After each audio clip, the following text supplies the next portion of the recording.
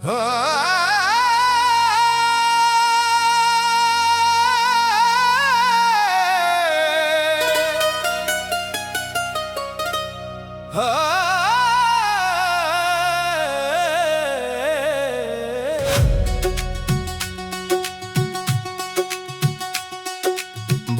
से लागल प्रेम अब दुनिया से का लेना। मन में बसल महादेव अब और का है कहना। सांस सांस में शिव नाम नैनन में दरबार। हर हर महादेव बोले कट जाला संसार।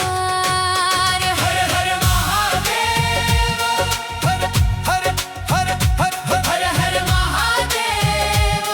भोले से लागल प्रेम अब दुनिया से का लेना। ना धन मांगी ना दौलत मांगी ना मांगी राजपाट। भोले तोहरे चरण में मिल जाओ बस जीवन भर के साथ। माथे चंदा दम के बाबा जटा में गंगा धार। गले में नाग लिपटल बा डमरू करे पुकार। भस्म रमल बा अंग अंग में रूप निराला लागे। तोहरे नाम के एक उजियारा मन के अंधियारा भागे। संतन के संग बैठी बाबा शिव की बात सुनाई। जितना जग ने दर्द दिया उतना शिव में पाई।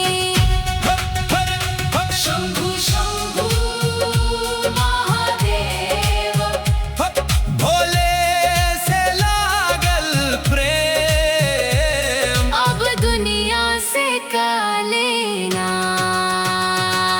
माया के ई जगत बाबा चार दिनन के मेला। आज जे अपना लागे काल हो जाला अकेला। धन दौलत सब छूट जाई साथ न जाई कवनो। शिव नाम के धनिया पाई खाली ना रही मनवा। संत कहे रे मनवा माया में मत फंसिहा। झूठे जग के रंग में रंग के अपना रंग मत गवैहा। साचो प्रेम जी शिव से करिहा मनवा हुई उजियार। भोला खुद पतवार बनी है पार लगई है नया पार। शिव नाम में साचो धन शिव नाम में साचो ने। हर हर महादेव, हर हर महादेव।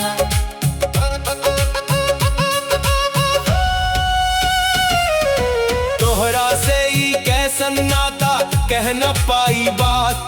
दूर रहूं त मनवा रोवे पास रहूं दिन रात। मंदिर में जब घंटी बाजे धड़कन तेज हो जाए।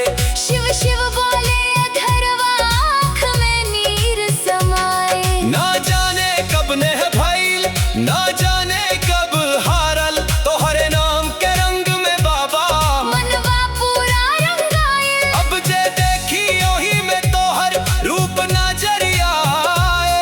कन कन में महादेव बसे संत वचन बतलाए। कन कन में महादेव मन मन में महादेव। हर धड़कन में शंभु हर सांस में महादेव। दुख के बादल घेरल जब जब तोहरे नाम पुकारल। टूटल मन के कोना कोना तू ही आके संभारल। गिरते गिरते हाथ पकड़ के राह नहीं दिखल वल। सूखल आँख के भीतर बाबा प्रेम के नीर बरसल। अब मैं डरमा काल से बाबा ना डरबा जियार। माथे जब हाथ रहे तो हर का कर पाई संसार। सुख में तो हर नाम जपग दुख में तो हर नाम। जन्म जन्मी मनवा बाबा तू हरे ही गुलाम। हर हर महादेव, भोलेनाथ महादेव। शंभुनाथ महादेव। नीलकंठ महादेव।